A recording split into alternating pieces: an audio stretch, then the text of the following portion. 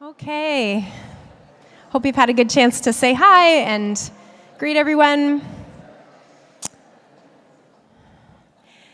So this morning, we are so very happy to welcome Nikki and TK back to our community to update us on the work they're doing with Future of Africa in Ghana.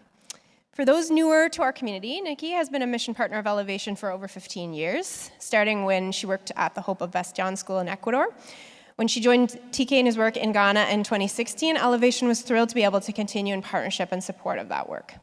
Future of Africa was founded by TK in 2008 while a student at Laurier, and in 2015 they began their work with children in street situations in Accra, Ghana. A small team of volunteers met kids directly where they were at on the streets, providing for basic practical needs and building relationships. Today, FOA has grown into an impactful organization with a team of 18 staff delivering a 4-year holistic wellness, technical education, and entrepreneurial skills education to homeless youth between 13 and 18 years of age in Accra. TK and Nikki regularly host volunteers from our local area who contribute their expertise to building and infrastructure projects at FOA. They also recently hosted Courtney and Andrew Grieve from our community and their family in December 2025. As an Elevation community, we have been so thrilled to witness how TK and Nikki's faithful investment of their lives into FOA has led to such amazing growth over the past decade plus, and as they have thoughtfully and intentionally increased FOA's ability to impact the lives of more and more vulnerable kids, setting them on a healthier path for the future. The transformations made in their individual lives then ripple out into their communities and by extension into their country, continent, and the world. It's an inspiring mission, and we are thankful and privileged for the opportunity to be a part of it. So now I'll turn it over to TK to fill us in on the latest projects and highlights of FOA's work. After he finishes, we'll move into the gym for a Q&A session. So as he speaks, make a note about what you'd like to dive deeper into or know more about. Okay, welcome, Nikki and TK.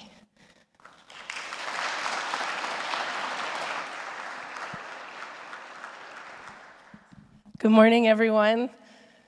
We are very excited to be here, albeit a little bit tired because we flew in on a Friday night, and we are 3/4 here. Our son is sick at home, and so this is our daughter Lorla, who just turned 6 and graduated from kindergarten the other week. So we are going to share a little bit this morning just about how we've seen God sustain hope over the years. And it was 10 years ago that we stood here, newly married, feeling that call to go to Ghana and serve in underserved communities. And I really appreciate the song that we sang this morning, just about how it talked about how God is constant when it's difficult, when there's challenges, when life is somewhat pleasant. God is always constant, and that has been a truth that we have felt keenly over our time in Ghana over these past 10 years that we've been together, and longer when TK was there first. Just about how God has been very constant in the mission that we've been called to partner with God in and serve these kids. And so we want to share a little bit about that story and where we've come over 10 years, and how you were with us in the very beginning when we were newlyweds, and you have been with us throughout our journey. And we just are really excited to share with you what you have contributed to, what you have helped us with, what you have partnered with us in sustaining hope for many young people in Ghana. So I'm going to turn it over to TK, and Lorla and I are going to go and sit down. Right, Lorla? No, I'll follow you guys. We'll start with the video. So I'll have the video play first, and then I'll come back and share more updates about how we've grown over the last 10 years. So let's watch the video.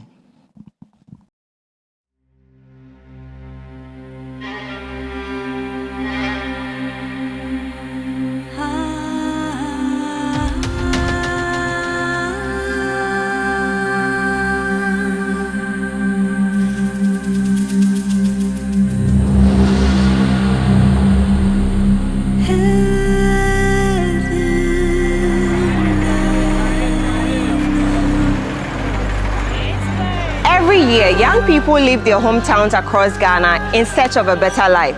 For many, that journey leads to Accra. But instead of opportunities, some find themselves living on the street.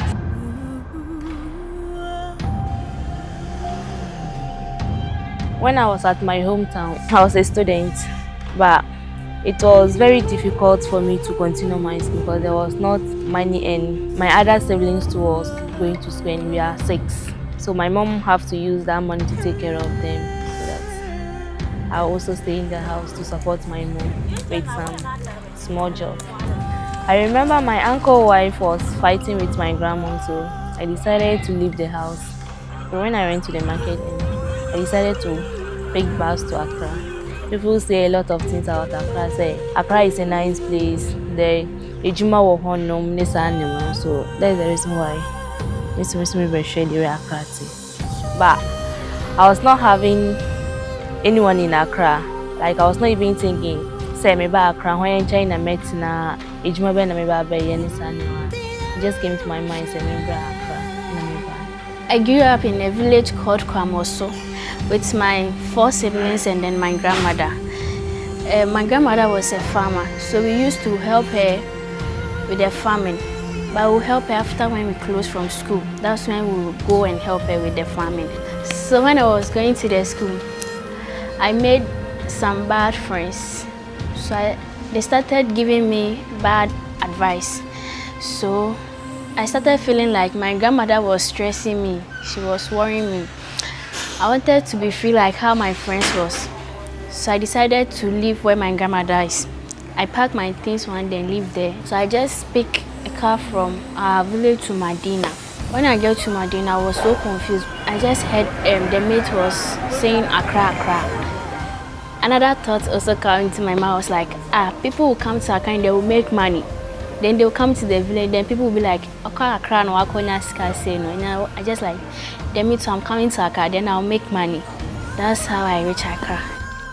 My childhood was mostly abusive because it was just me and my dad, and he used to beat me a lot. And I used to run away from home a few times, but I always came back, not my own free will. There were people who found me and took me back home, and the beatings got even more worse. So I was thinking, what if one day I'm there and he beats me to the point of death?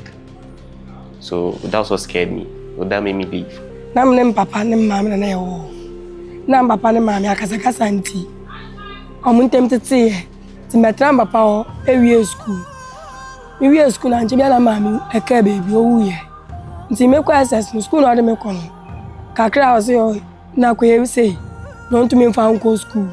Koye juma no ntumi fa ko school no kasakasa ti me wo na madam bi ka chem say ono ni baby wa Accra I fe ni Islego na ka chem say e ono ba intentem na be yamboa to Accra ni sa no na me so mi wa na me so me hwehwe obi odi me ko school to Accra ni sa na me so me ya da me di nachi ono na fa me ka na e bae ti e bae no da de na mba na me hu nkrofo bebele na me say nkrofo no me ya wana no so nkrofo no mo ha no no Mr. Scans me didi na me ka chen say a cho me de scans na say me adai ini mi ho no ka chen say me mentumi asle scar and yes me didi na me so me start say me usua still Mr. Scar. Once on the streets, survival becomes a priority. Food, safety and shelter are uncertain. For many young people, life quickly turns into a daily struggle. So from the beginning, I find things difficult because I don't know anybody around. So when you wake up like this, I don't have money to bath, I don't have money to eat. I was really suffering. I was not able to turn back to my parents back again. So all I have to do is to struggle. And then I met another girl from that street. She was like, she have been selling pure water those times, so I have to join her to sell the water. I went to sell the water for the first time. Second time and third, I was like, no, this work is too stressful for me. I can't do this work. So I stopped the water and then I joined another friend to sell tomatoes. So at a point on the street, I got pregnant and then my whole life became some way because I felt like I don't have enough money to cater for both of us, because when I was alone, I find things difficult. I sometimes don't even eat bath before I sleep. And I was thinking of how right now I'm becoming to how am I going to cater for both of us? So I started thinking to abort the baby because the father to deny. And I also don't have enough money to cater for us. So all I can do at that moment is to abort the baby. But a friend of mine introduced FOA to me that they also help street children.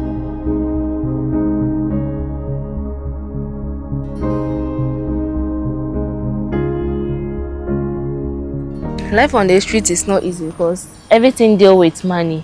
If you don't have money, you can't live on the street because you have to take care of yourself, buy clothes for yourself, feed yourself, and a lot of things. So if you don't have money or if you don't have a place to sleep on the street, it's very difficult. And they rape the girls at Kanta, and if you get pregnant, they always deny it. The guys don't want to take it, so you suffer more to take care of yourself.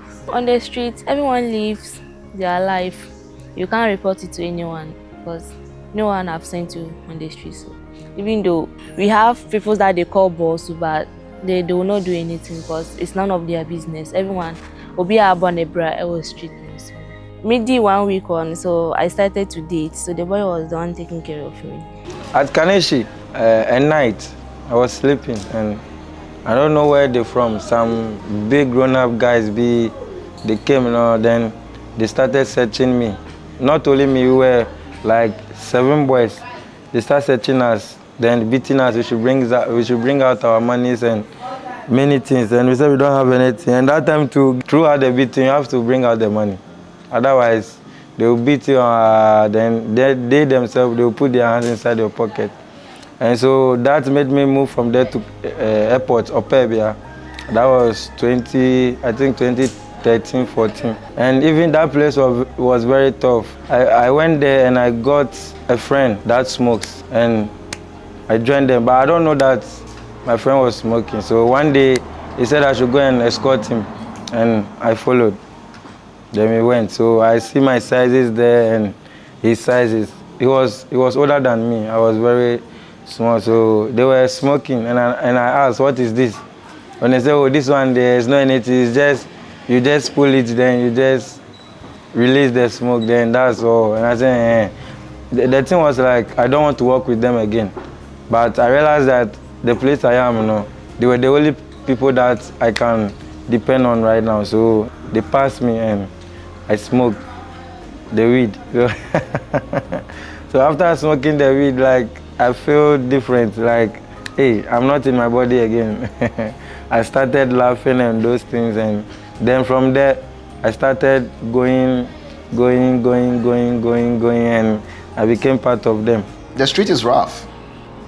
The street is rough. I only had a glimpse of it when I spent a night on the streets with these kids. This is way back in 2016, and I mean, these kids are laying on the bare floor, sometimes on cardboard boxes, but most often laying on concrete floors by the side of the road.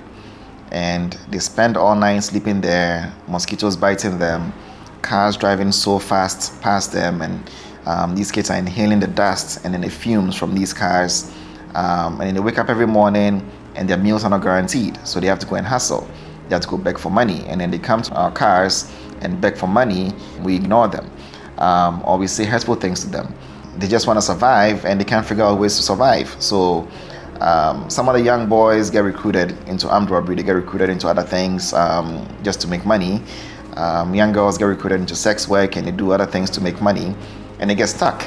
The street is rough. It's not a place for anyone to live on, let alone young girls and boys who are as young as, 10, 11, 12 years. They are not matured. They don't have the resilience. They need protection. They need safety. They need predictability. They need stability. The street doesn't offer any of these things to these kids. And unfortunately, most of us don't understand this. Macho street boys there. Ebu oma street na wabasu. Enye weyo. Enye bi askanti na onamo. Ebu oma street na wabasu. Nebusu eni bi. Ase fearful na oma ye na waba street. Into ono aba bu ama bonsa ne dia no dia be drugs bu adwenwen bonsa ono ni se fie no onko biem pam na mapam no abeka wa to bu bonsa ono dia be drugs ni wi no.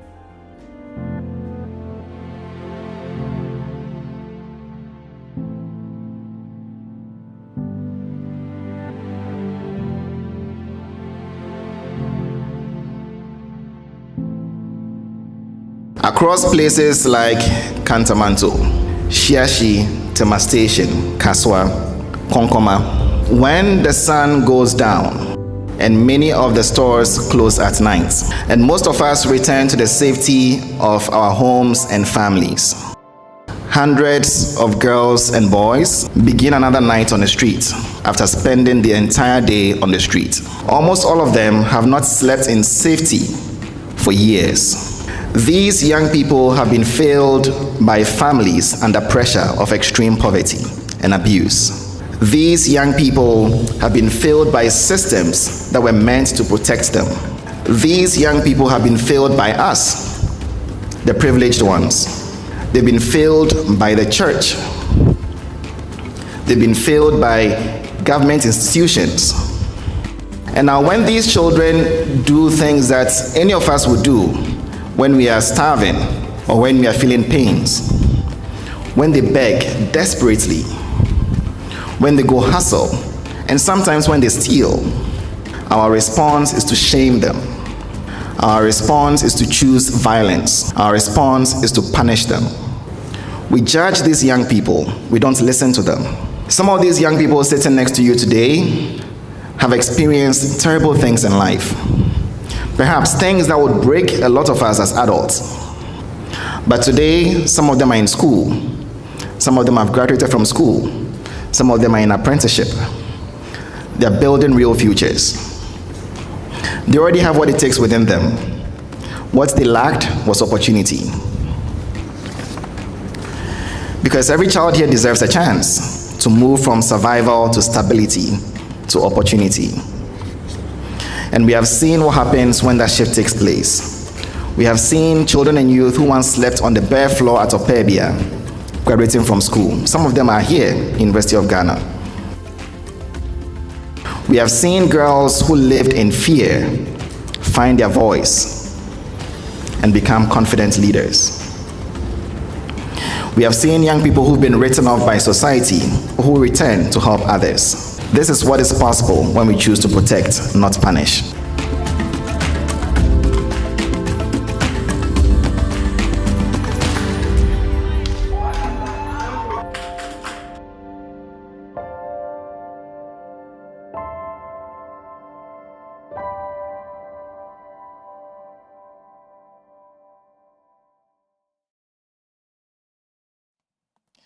All right.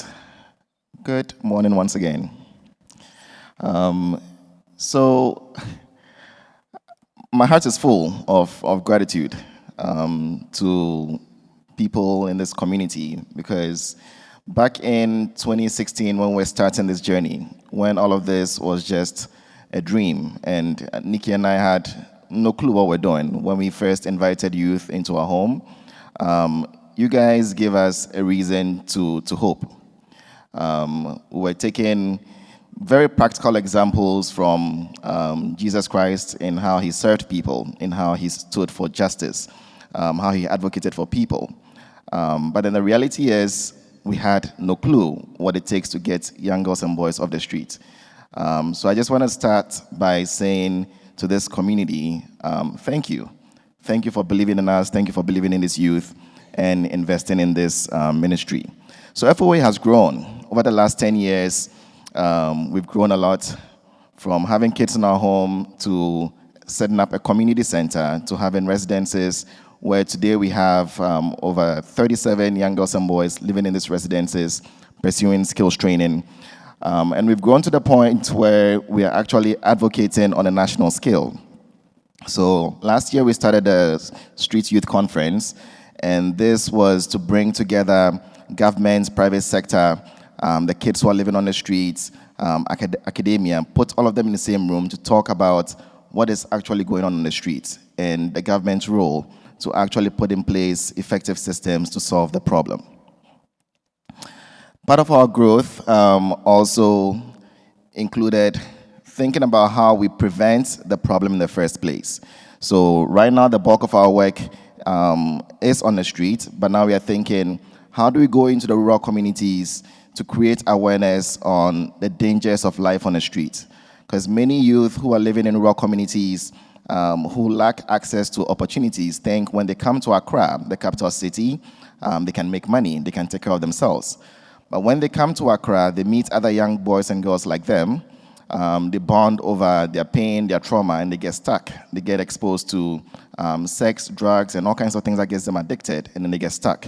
So this year, we piloted a project called Hometowns of Hope that takes us to rural communities and show them documentaries of real life on the street. And as part of that project, we are also working with small businesses, upskilling them, giving them equipment to be able to train young girls and boys who are at risk of coming on the street. In the video, you also saw a picture of a young girl, Rebecca. Rebecca was 12 years old when we met her on the street. She's gone through our program, and now she's graduated and working in our natural hair studio. So in the last couple of months, we set up a hairdressing salon in a shipping container. Now Rebecca is offering services to the public, but also training other young girls who are getting off the street so they can learn how to make natural hair. And this studio also provides a source of income to help sustain our programs, buy supplies to train more youth. We are really excited about what Rebecca is doing. About 3 months ago, we soft launched our clothing studio. So that's another space that we set up in a shipping container. And the idea is to teach young girls and boys how to make clothing. So right now we are piloting this initiative, making aprons and also making tote bags. So this becomes another way for us to sustain the work we are doing, because the problem is huge, but we cannot always rely on donations to sustain the work. So as we grow and expand, we are thinking about ways to generate income within our ecosystem to provide relief on the street. Nikki said something about sustaining hope, right? The easiest part of this job was when we started, when we were going to the streets consistently every Saturday. But now as we grow, how do we sustain hope? It's about teaching hands-on skills. It's about generating revenue. It's about advocating on a larger scale, because we cannot do this work alone. We need the private sector, we need government, we need the church, we need everyone to come together to realize that this problem is ours. It's a community problem, and we all need to come together to address it. Now, some members of the broader community here in Waterloo have come to Ghana to teach hands-on skills. So this is an invitation. If there are some of you here who have skills in trades, in business management, in construction, let's talk, because we need to be able to share that knowledge, that skill, so that our youth can also gain skills that they can become meaningfully employed by.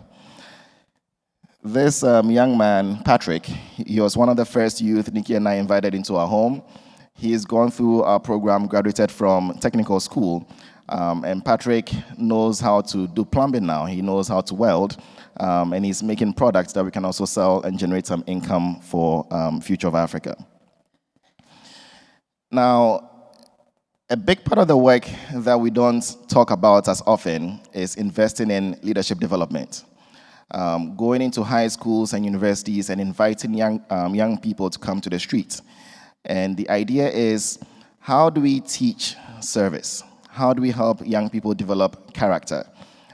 In Ghana, where leadership is about status, it's about maintaining privilege. How do we bring them to sit on the floor with these youth so we can have conversations about your role, your responsibility? The university and high school students, they are the future public and private sector leaders. And leadership needs to be taught a different way. Now, these students are also asking big questions about faith. Ghana has a population of about 72% who are Christian. And I would often argue that if we have a big population like that who all believe in Christ, we shouldn't have young girls and boys who are 10 years old living on the street, sleeping on the sidewalk. So we have a bigger responsibility to cultivate next generation of leaders who lead from their faith, who lead from their values. And how we do that is providing opportunities for them to come to the community center, go to the streets, and get to know this youth. And also realizing that what makes them different is just luck. It's just God's grace that they were born into a different family or they were born into a different side of town, right? So when we bring them to hang out with the youth, we hope that cultivates or stirs something within their heart. So when they get older, when they're entrusted with resources, they act differently. Now, as part of our growth, we are envisioning what Future of Africa would look like in the next 10 years. The problem on the street is big. In Ghana, we have over 200,000 kids living on the streets. Across the continent, we have over 20 million young people living on the streets. Now, Future of Africa wants to position itself as an organization that has a model that not only works for Ghana, but also works across the continent. So we're envisioning the next 10 years, and part of that is building a campus. This is something we're looking to break ground maybe in 3-4 years' time, but we are preparing. So we purchased 10 acres of land, and the idea is build a campus that has well-being facilities, that has training spaces, that allows us to take more than 30 youth off the street every year. Currently, we are only able to take between 6 and 12, depending on the youth that we graduate from our program. I wanted to show you the pipeline of our program. So currently, we see about 65 youth who show up for our street outreach every week. So on Tuesdays and Sundays, we're on the street, going to street intersections, we sit on the floor, play games, and the goal is to build relationship. The goal is to help these youth realize that they are not the future thieves, they're not the future sex workers. Everyone says so much negative things to these youth, but we show up and make them realize that they are worthy of love because God loves them. So they come for street outreach. On Wednesdays, they show up to our community center for the entire day, take a shower, eat hot breakfast, wash their clothes, participate in games and activities, and the goal is to help them realize that this is a safe space for them. This is a space where they belong. Then we start talking to them about possibilities of life beyond the street. Now, when we invite youth to join our residential program, they go through 1 year of stability where they have access to consistent meals, safe places to sleep, and then also have healthy routines, consistent routines that helps them gain stability. Then we enroll them in skills training. Currently, we have skills training in metal and woodwork, auto mechanic, catering, dressmaking, and the goal is for these youth to have skills that they can become meaningfully employed by when they graduate from our program. Then we have partnership with businesses that offer internships, and then after that, when the youth have a skill and they can become employed, we graduate and support them to transition out of our program. The biggest conversation we're having at Future of Africa these days is how to sustain the hope for these youth. We are envisioning the next 10 years, but before we build that campus, what do we need to do? And the biggest challenge right now we are facing is having a leadership team or a management team to help this organization grow. Putting in place all our financial systems, our fundraising systems, having a team so that the decisions on how programs run doesn't fall back on myself alone. Because really, we've reached the capacity in terms of the services we are providing right now, and then the team that we have, we've reached the capacity to do more than we're currently doing. So if we don't have a team, a leadership team, a management team that can take on various strategic roles, we can't do more than we're currently doing. So we started this mission with these two young boys, Cyril and Patrick. And we are so excited by the progress they've made. Patrick now working in welding fabrication, Cyril in University of Ghana, and these guys are demonstrating so much leadership. They're expressing interest in how they can also become part of leading Future of Africa, leading the youth that we invite into our programs. And I just wanted to say that this community believed in us when we're not sure how we're going to grow this thing. We didn't have a program. We just had youth living in our home, and we are excited about all the progress we are seeing. Now, what gives me so much hope now is Lola and Elomi. So this has become part of our Sunday tradition at home. Every Sunday when we wake up, they come waking us up to say, hey, let's go feed the big kids, right? And it becomes a family mission, right? They get excited, we go to the streets, get food, go sit with the kids, have chats, have random conversations, and then they get excited because when Lola and Elomi are going to school, the big kids know our car, so they come and knock on the window, and then they wave to them and they say hi to them, right? And I'm excited because this is stirring something in their hearts, and we get to have really lovely conversations at home about our collective responsibility to care, right? But this responsibility is not just for our little family, it's for this broader family. At Future of Africa, we believe in local ownership, right? The idea that I understand my culture, I understand the issues in my home country. This community understands the culture here. You understand the issues in your local communities, and we are called to go serve our local community. So you guys are invited to come to Ghana, gain some inspiration, but what are we going to do in our own communities to make a difference? So I just wanted to say thank you. Thank you so much for investing in us, believing in this mission, believing in the young girls and boys who are living on the streets, and continuing to be part of this mission. I'm excited for where we are going, and I look forward to sharing more and answering any questions you guys have when we have the discussions. So thank you.